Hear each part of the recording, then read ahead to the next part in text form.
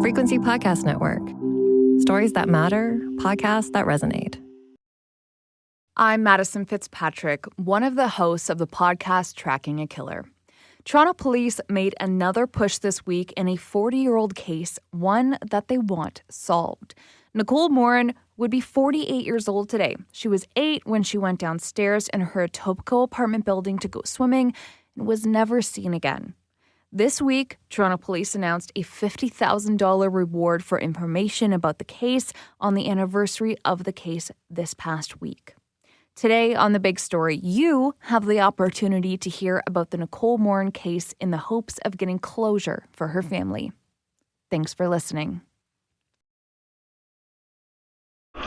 You're listening to a Frequency Podcast Network production in association with City News. To the person who took Nicole Morin, how have you managed to keep your secret for 35 years? We do believe that she was abducted. The screams you hear in those nightmares, they aren't Nicole's, as one would suspect. Those screams are yours. It really hinges on finding her remains. That's really what we need. It's time to bring closure to what happened. This is Tracking a Killer, the Cold Case Files. I'm Phil Martino. And I'm Madison Fitzpatrick. We are two news reporters from Toronto who are very interested in true crime, specifically cold cases, because we want to retell the stories and we're hoping that we can help get them solved. So today we're going to be talking about the case of Nicole Morin. She was 8 years old. She was the only child of Art and Jeanette Morin, and she lived with her mom in an apartment building in the Etobicoke area of Toronto. She was on summer break from school. Her plan for July 30th, 1985 was to go for a swim with a friend, but between her apartment and the lobby, she all of a sudden disappeared. So the Toronto police launched the biggest missing person investigation in their history. We all followed the search for this little girl. Now, in 1985, if you wanted to go for a swim and you're 8 years old, it was normal. Yeah, Mom, I'm going to go for a swim, or Mom, I'm going to go for a walk. We didn't have cell phones. We didn't have that kind of thing where you had to keep in touch with Mom. This was normal. It was not out of the ordinary. Kids could do whatever they wanted. Go out with their siblings. Okay, the older brother or sister had to look after the younger one. It was normal. Yeah, so all she did was go for a swim, something very normal back then, right? So, again, we all followed this search. The city was just shocked. This little girl's gone missing. They can't find her. But in 1985, police did not have the resources that they have today. No camera footage, little physical evidence. To this day, they have not been able to find her, and it has become one of Toronto's most disturbing mysteries. Her dad's still waiting, wants to know what happened to my little girl. Yeah. So there's so many possibilities on this case that we will talk about during this episode, but it's a case that shocked the city for sure. The city still wants answers. If Nicole is still out there or if she's not, we'll discuss that. Here is a look at the Nicole Morin case. 8-year-old Nicole Morin left her apartment in the Etobicoke area of Toronto on July 30th, 1985 to meet a friend for a swim, but somewhere between her apartment and the lobby, she disappeared, never to be seen again. Police say they have received numerous tips over the years, but they have never been able to find her. Detective Stella Karras is with the Toronto Police Service's Cold Case Unit. She's the lead detective on this decades-old case. So Nicole Morin has been missing now for 37 years. She was last seen on July 30th, 1985. She was living in a high-rise apartment complex with her mother and had left that day around 11 a.m. to go and meet a friend in the lobby to go swimming. That was, unfortunately, the last time her mother ever saw her. She didn't show up in the lobby, from what we can tell. Her friend never did meet up with her. And it wasn't until quite later in the day that her mother realized that she had never gone swimming. She assumed the whole time she was swimming with her friend. And, of course, panic set in, and she tried to find her herself, reaching out to other tenants in the apartment building. And then it was quite clear that no one had seen her, and police were contacted at 6 p.m. So unfortunately, that was a 7-hour window before officers became involved to try and look for her. And an exhaustive search was conducted at the time. Police went everywhere throughout the building. They were knocking on every tenant's door. They checked the parks, the creeks, wooded areas. They even checked nearby schools or retail locations. A couple of days later, a plea was sent out for the public to join in the search, and they had hundreds of volunteers. They helped with canvassing. Again, they helped searching the grounds. Media became involved. It was actually a very well-publicized incident, so everybody knew about it. But police say it did not turn up any useful evidence. We still to this day do not know what happened to her. The building, I'm just thinking of other cases where, somebody does go missing in a hotel and it turns out they're on the roof or they're down an elevator shaft. Was the building extensively searched? Is there a possibility, I don't know, that maybe she's still there? The building was extensively searched. I can definitely say that. I've read police reports. They covered every area. There was an underground parking garage. I know that it was thoroughly searched.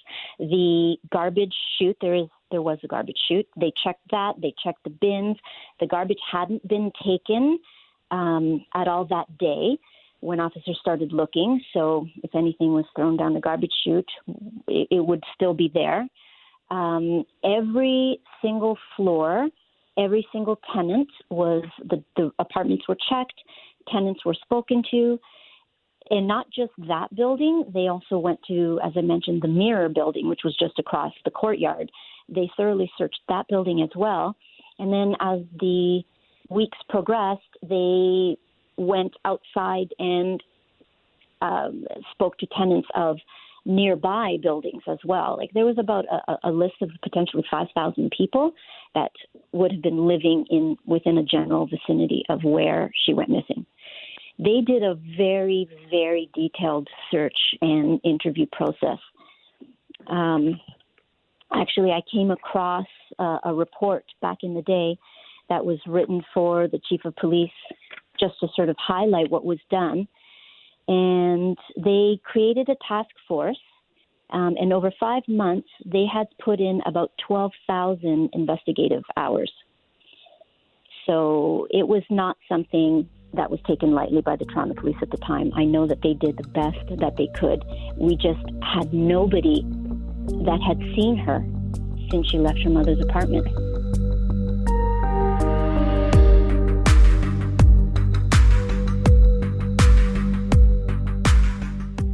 All right, detective. So let me just ask you this. You are a part of homicide. Nicole is missing. Why are you covering this case if it's just a missing person? Right. So she is listed as a missing person. We suspect there's foul play. And what has happened is Toronto has, the last couple of years, created the missing person unit, but it's under the umbrella of the homicide unit. So we're actually working closely together. And I felt that it was important to sort of re-energize this case. Not that it's ever been forgotten, because actually over the years there's been a lot of work done with trying to get more tips through the public. We've done age enhancements, reenactments were done. But I wanted to sort of re-energize it now. I'm in the cold case unit, but I have a good understanding of how to deal with information that's very old. And part of that process is actually organizing the case to a modern standard so we can keep track of what tips had come in, what were properly followed up on, is there anything that was sort of left uncovered. And being in the same office with the missing persons unit, that's really just, they had their hands full. I had an opportunity and an interest to delve into it. So it's not that we're saying it's a homicide, but I just have an expertise that I can assist with this case. And like I said, we're working closely, and we're able to bring it up to major case management standards, because that's what I do every day. So we're treating it with that level of as a major case. The fact of the matter is we really do not know what happened to her, but as a trained investigator, and I know that the investigators over the years, we do believe that she was abducted. It's highly unlikely that she would have gotten lost. I mean, she knows where the swimming pool is. She knows to meet her friend in the lobby. It's not like she wandered away. It's also highly unlikely that she chose to run away from home that day. I mean, she was only wearing a bathing suit and a towel. And if those were the situations, she would have been found, because we searched the grounds. The media was there. She would have been located, which is what leads us to believe that it was an abduction. What happened to her since, we're still trying to figure it out.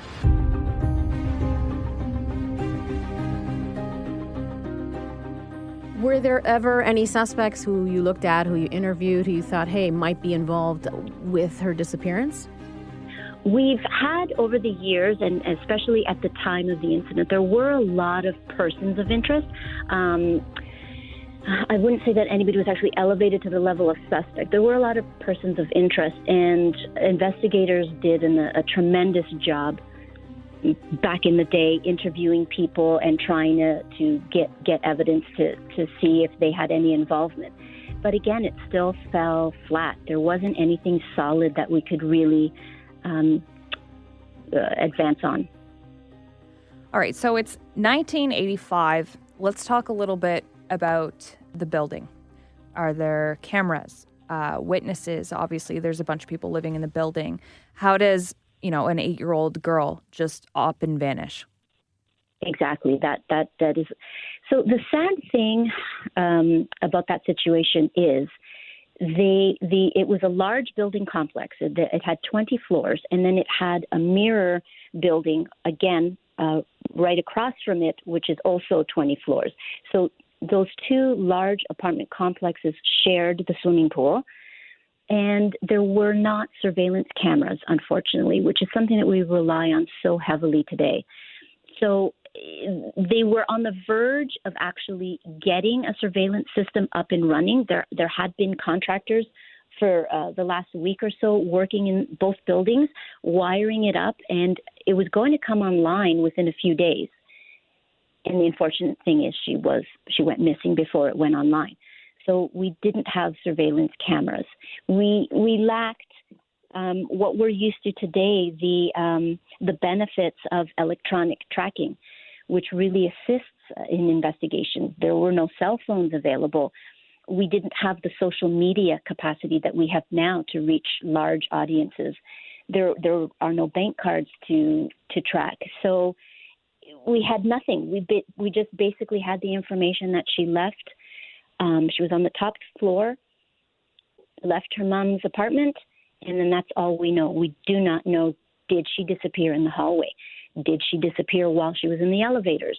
Did she make it down to the lobby but happened to get there before her friend showed up and something happened there? Perhaps she was lured away. These are questions that to this day we cannot effectively answer.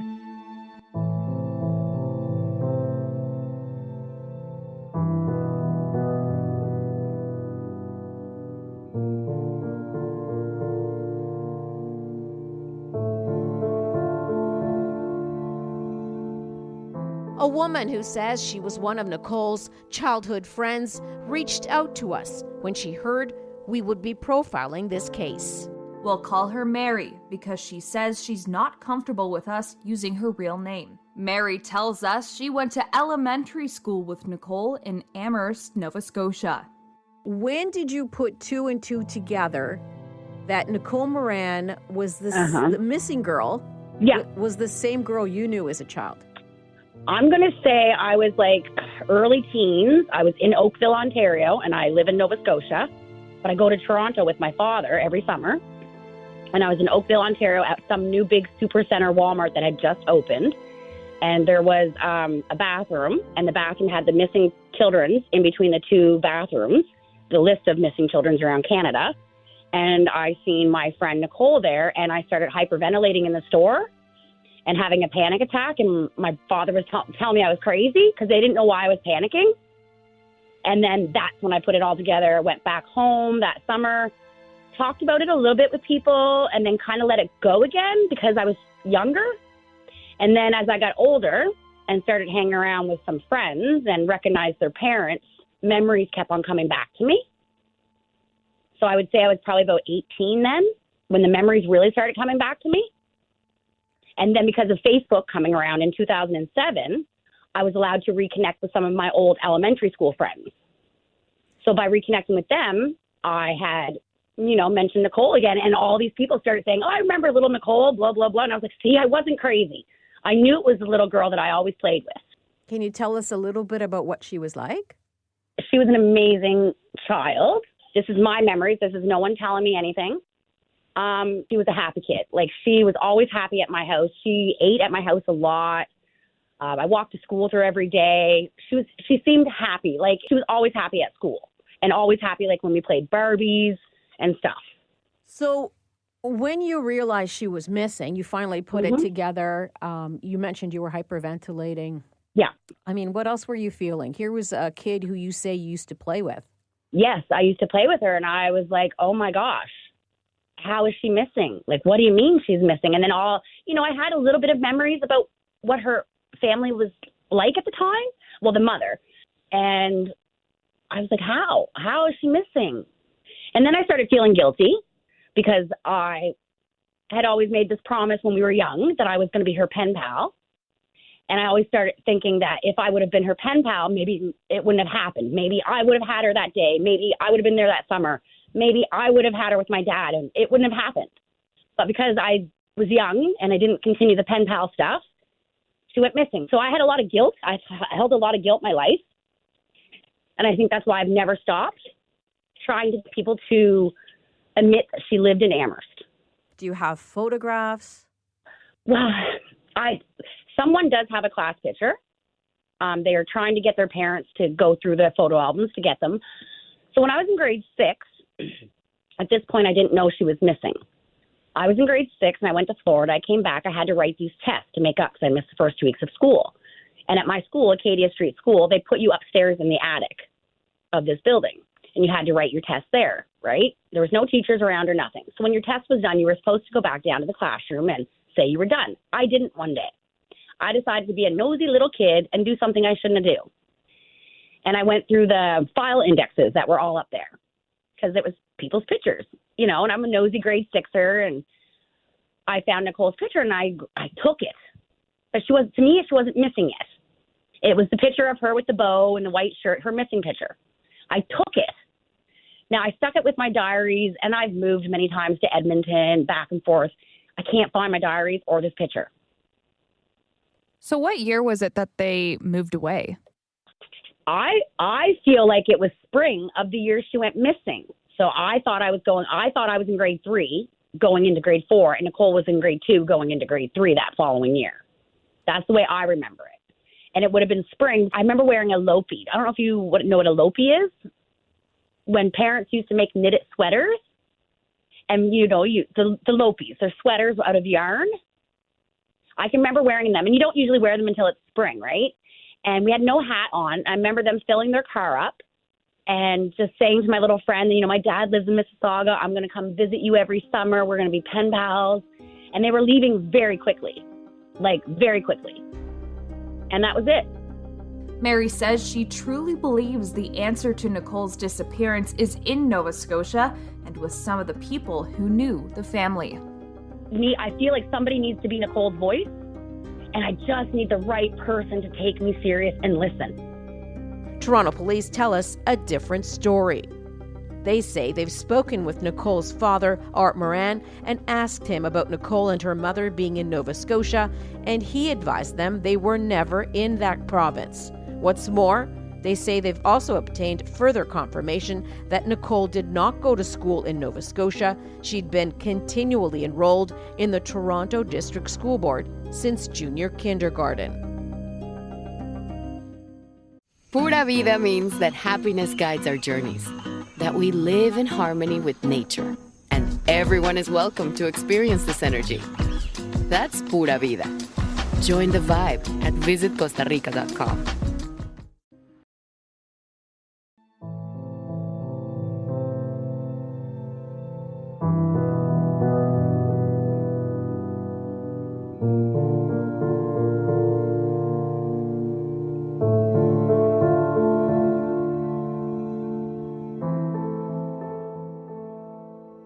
Detective, is there a possibility that this little girl may be alive and is a grown woman? Yes, of course, that's always a possibility. Over the years, I can say there have been a couple of women that have come forward believing that they may be Nicole Morin because they have a cloudy recollection of their past, and they felt that they look like her, and they were thinking maybe they are her. We have followed up with those cases, and we've done DNA testing because we do have Nicole Morin's DNA, and it's been proven that they are not her. But yes, that is a possibility. And were there other abductions in the area around that time that were known to police? Or was this, just possibly this abduction of an 8-year-old child just completely out of the blue? Or had there been others? There weren't any others more recently in the Toronto area. This was one that sort of was a shock to the public, especially that she seems to have vanished just from her own home, which is very terrifying for any parent. It's not like she was off at a park or, wandering down the street. One would hope that she was in the safety of her own home, and that's where she went missing. And that really sent a wave through the public. And that's why I think we had so much public support to try and find her, because nobody wanted to believe that this could happen to somebody like that. There was another little girl who was abducted. Have you ever investigated any sort of connection between Christine Jessup and this little girl? Yeah, so I was part of the team that was looking into solving Christine Jessup. Now, she was abducted from her home, but she was in an area north of Toronto, so not the Toronto area. And her killer ultimately was identified through DNA as Calvin Hoover. We are investigating the potential of Calvin Hoover being involved in Nicole Morin. We do not have any solid leads at this point, but she was indeed abducted a year prior to Nicole Morin, and Calvin Hoover did have ties to Toronto. So it's something we're delving into, but we do not have any connection as yet.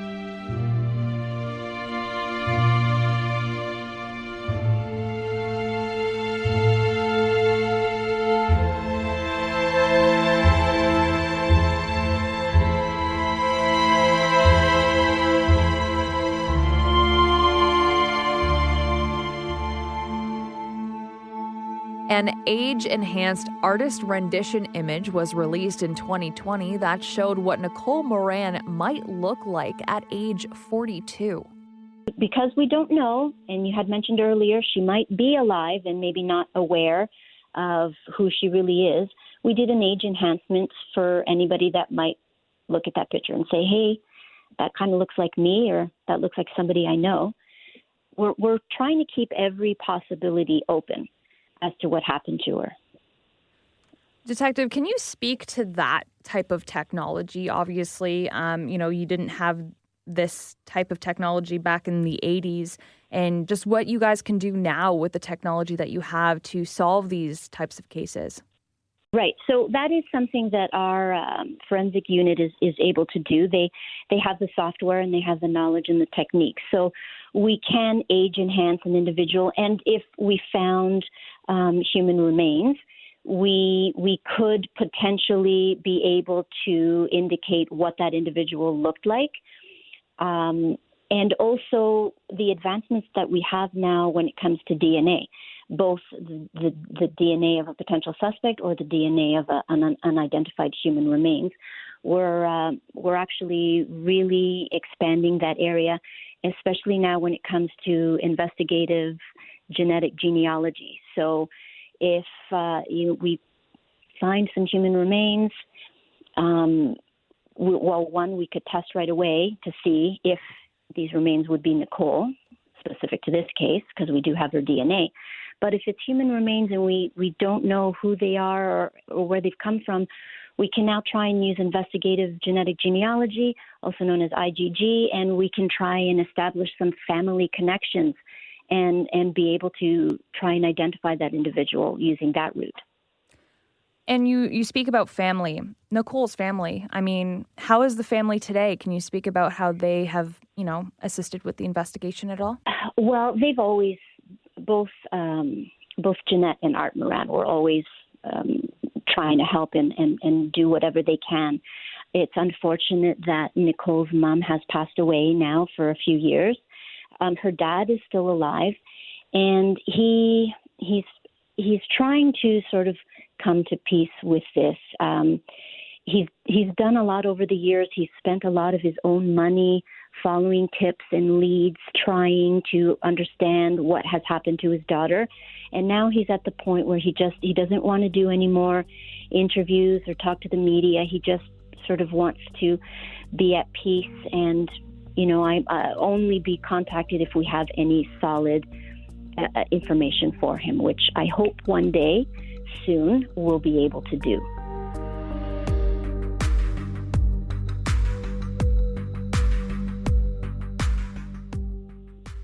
How long have you been working on this case? I just got into it. I mean, I've been aware of it ever since I was a little girl, but I've been working on it for, I'd say, about a year and a half now. Do you think you can solve this case? I think it's possible. It really, if Nicole is not alive and, the worst has happened to her, it really hinges on finding her remains. That's really what we need. We need to find her remains, and then whatever evidence that can glean, then I think we have a very good chance of trying to solve it. But that's really the big hurdle. Sean Sporton is chair of Toronto Crimestoppers. He also works on the Crimestoppers podcast. He says they're actively working with Toronto police on the Nicole Morin case. We did a podcast special last year on the anniversary, and very strategically, the way that we've done our podcast, especially with what we did for Nicole, is how do we bring people back to that day and time when she went missing? And if you listen to the podcast that we do, there's always an intro and an outro music selection, if you will, and we strategically identified the top songs that were popular. The podcast is called Crimestoppers. See it, say it, stop it. Here's a sound bite from episode 11, Finding Nicole Morin. You can find it on the Crimestoppers webpage or wherever you get your podcasts.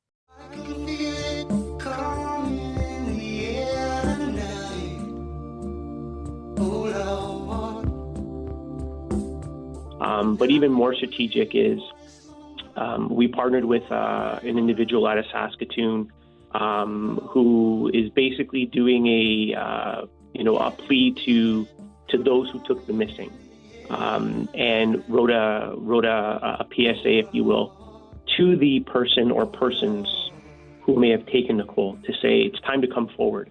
It's time to bring closure to what happened. The passage of time, more than likely they're older. Let's bring some closure to this case and this file. Here is that PSA written to the person who took Nicole. To the person who took Nicole Morin, how have you managed to keep your secret for 35 years? When memories surface of what you did, do you justify your actions based on what has been done to you in your life? Those unfathomable experiences you most likely sustained, and the powerlessness you felt to prevent it, led you on this twisted journey to feel powerful once again. But how bad are the nightmares you can tell no one about? You remain weak and powerless to this day to prevent them. The screams you hear in those nightmares, they aren't Nicole's as one would suspect. Those screams are yours as you momentarily relive your unfathomable trauma and the trauma you've caused. We have to ask, wouldn't you like to be free of it? A person who was once in a similar circumstance as you is quoted as saying, "I came in, I confessed, I was free." The only way to possibly have that level of freedom is through confession.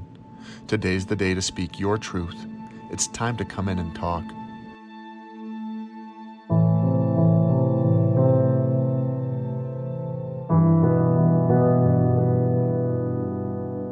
We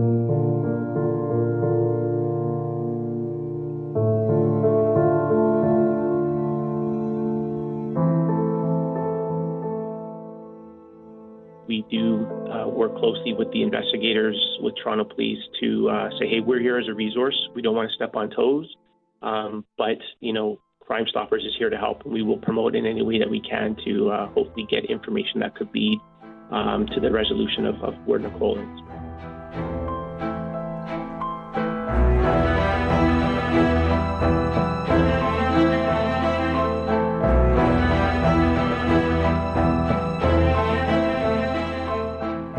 Police are urging anyone with information about this case to reach out to them. You can also contact Crimestoppers with any anonymous tips. If you know something, say something. You've been listening to Tracking a Killer, the Cold Case Files. I'm Madison Fitzpatrick. And I'm Phil Martino. Thanks for listening.